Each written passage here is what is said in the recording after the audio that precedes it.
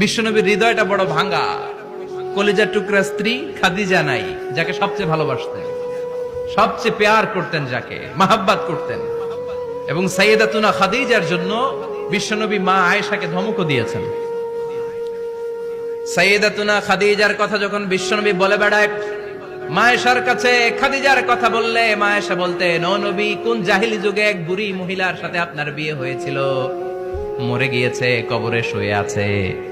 ওই মহিলার পরে কত সুন্দরী সুন্দরী নারীরা আমরা আপনার ঘরে আসলাম, তারপরে ওই বুড়ির কথা আমাদেরকে বলেন কেন, ওই বুড়ির কথা শোনান কেন? বিশ্বনবী রেগে গেলেন। সাইয়েদাতুনা খাদিজাকে বুড়ি বলার কারণে বিশ্বনবী মা আয়েশার চোয়ালটা এইভাবে চেপে ধরেছে। কোনদিন স্ত্রীর গায়ে হাত তোলেননি, শুধু এই একবার খাদিজাকে বুড়ি বলার কারণে মা আয়েশার থুতনি চেপে ধরেছিলেন। আল্লাহু আকবার। আবার বিশ্বনবী বলতেন, রুজিক তো হুব্বাহা, খাদিজার ভালো